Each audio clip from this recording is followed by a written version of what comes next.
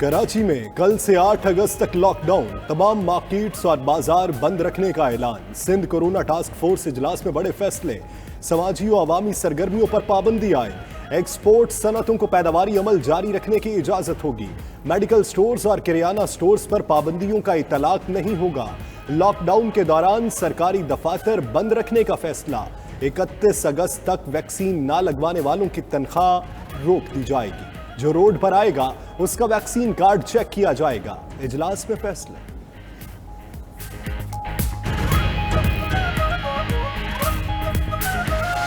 इम्तिहानात की बात हो रही थी, मैंने भी डायरेक्शंस दे दी हैं कि अगले हफ्ते इम्तिहानात नहीं होंगे, हर चीज़ आगे कर दें। आप इस सूबे के लोगों को, खुसूसन शहर कराची के लोगों को ये दरख्वास्त करता हूँ कि इस जो लॉकडाउन हमारा है, पार्शियल लॉकडाउन, इसको अफेक्टिव करने में, इसको कामयाब करने में हमारी मदद करें।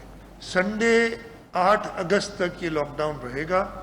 इंशाअल्लाह ताला 9 अगस्त को हम खुलने की तरफ जाएंगे। सिंध में तमाम इम्तिहानात मुलतवी, तारीख आगे बढ़ाई जाएगी। वज़ीर आला सिंध मुराद अली शाह का कहना है ये मुकम्मल लॉकडाउन नहीं, मखसूस शोबे बंद होंगे। लॉकडाउन कामयाब रहा तो 9 अगस्त से तमाम शोबे खोलने की तरफ जाएंगे। ट्रांसपोर्ट सिर्फ वैक्सीन लगवाने वालों के लिए खुली रहेगी। रेस्टोरेंट में टेक अवे भी बंद, सिर्फ डिलीवरी सर्विस होगी। इसके सिवा बाकी सब कुछ बंद रहेगा। बैंकों और पोर्ट में अमला कम रखने की सिफारिश कर दी।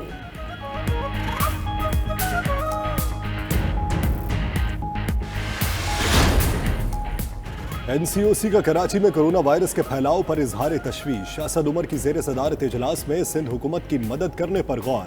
अस्पतालों में इंतहाई निगहदाश्त, वार्ड्स, ऑक्सीजन और वेंटिलेटर्स, बेड बढ़ाने का फैसला।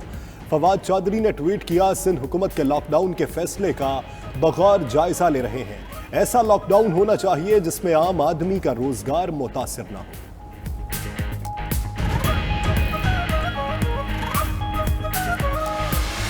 जैसा वायरस चल रहा, दिन ब दिन मजीद मरीजों में इजाफा हो रहा है, जिसकी वजह से ये मस्ट ही लगा। काफ़ी सेफ हो जाएंगे, कम से कम 90% सेफ हो जाएंगे, तो 10% तो आप वैसे भी ज़िंदगी का तो 50% भी कोई मार्जिन नहीं है, तो उससे बेहतर है वैक्सीन लगवाएं। गवर्नमेंट ने स्ट्रिक्ट करा है और करना चाहिए था, पहले से करना चाहिए था। एक अथॉन्टिक चीज़ है, एक मेडिकल ने लॉन्च की है, इंटरनेशनली भी करवा रहे हैं। अगर हमारे मुल्क में ये फ्री ऑफ कॉस्ट लगवाई जा रही है, फिर तो आवाम को फ़ायदा उठाना चाहिए। सिंध में सिम बंदिश की तजवीज़ काम कर गई। वैक्सीनेशन सेंटर्स पर शहरियों का रश, रोज़ाना हज़ारों की तादाद में शहरी कतारों में लगकर वैक्सीन लगवाने लगे। तर्जुमान सिंध हुकूमत मुर्तज़ा वहाब का कहना है शहरियों की बड़ी तादाद कोरोना वैक्सीन लगवा रही है। अंदाज़ा करें गैर अहम मोबाइल फ़ोन सिम की शहरियों के लिए कितनी अहमियत है। अगर हम सब मुस्तकिल तौर पर मास्क का लाजमी इस्तेमाल भी करें तो सूदमंद होगा।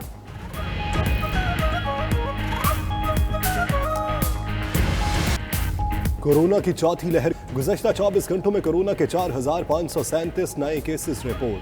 मुस्बत केसेस की शरह 7.79% रिकॉर्ड। कराची में 23, पेशावर में 12, लाहौर में मुस्बत शरह 6.5% रही। इस्लामाबाद हाई कोर्ट के जस्टिस मोहसिन अख्तर कयानी भी कोरोना वायरस का शिकार, खुद को करंतना कर लिया। अदाकार मुस्तफ़ा कुरैशी और उनकी अहलिया भी कोरोना में मुब्तला।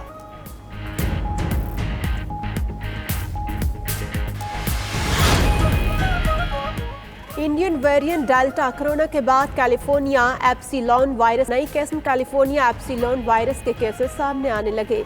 सूबा पंजाब में 23 सैंपल्स में से 5 केसेस की तशखीस हो गई। इंतजामिया की 18 साल से ज़ायद उम्र के अफराद को वैक्सीनेशन कराने की हिदायत।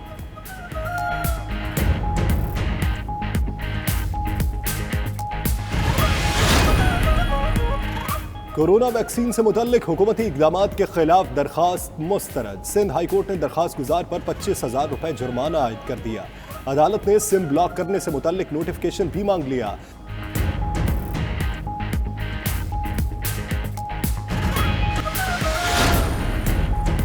वज़ीर आज़म इमरान खान से चैम्बर्स ऑफ कॉमर्स के सदूर की मुलाकात। ताजिर नुमाइंदों ने FBR से मुतल्लिक शिकायत के अंबार लगा दिए।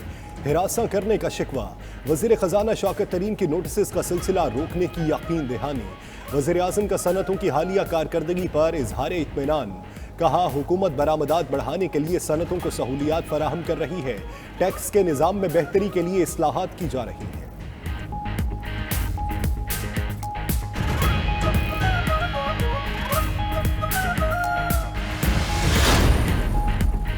अशिया खुरनोश इजाफी नरखों पर दरामद कर रही है। ये बद इंतजामी और बदउनवानी की बदतरीन मिसाल है।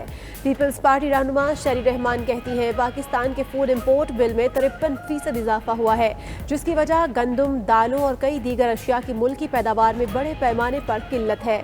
हमारी खुराक की अफरात ज़र अब खित्ते में सबसे ज़्यादा है।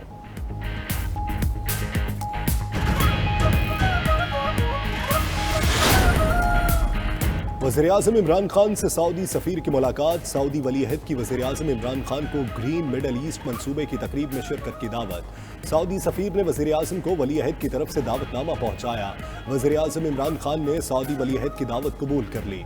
वज़ीर-ए-आज़म तकरीब में शिरकत के लिए अक्टूबर में सऊदी अरब जाएंगे।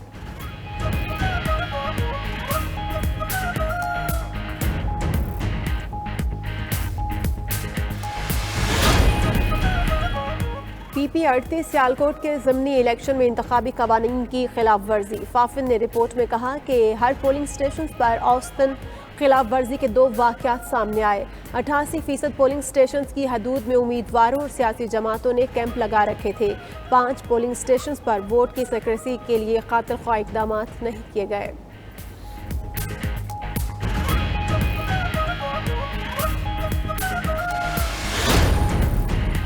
रुकने पंजाब असम्बली नज़ीर चौहान को असम्बली में ना लाने पर स्पीकर फिर बरहम। FIA ने प्रोडक्शन ऑर्डर के बावजूद दूसरे रोज भी नज़ीर चौहान को पंजाब असम्बली में पेश न किया। स्पीकर चौधरी परवेज इलाही ने कहा अभी तक प्रोडक्शन ऑर्डर पर अमल नहीं हुआ। अरकान का डेस्क बजाकर स्पीकर के फैसले का खैर मकदम।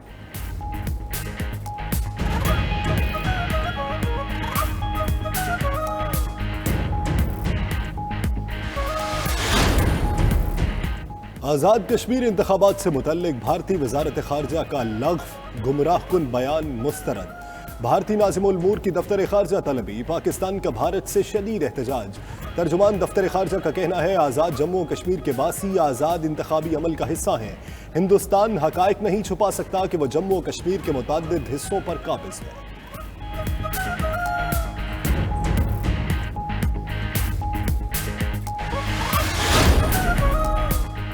पहली से 5वीं जमात तक नाजरा कुरान की तालीम लाजमी करार। पंजाब टेक्स्ट बुक बोर्ड ने 6ठी से 11वीं जमात के लिए कुरान की लाजमी तालीम का निसाब भी जारी कर दिया। 6ठी से 12वीं जमात तक नाजरा कुरान की तालीम तर्जुमे के साथ लाजमी होगी। नाजरा कुरान तालीम के 50 नंबर होंगे।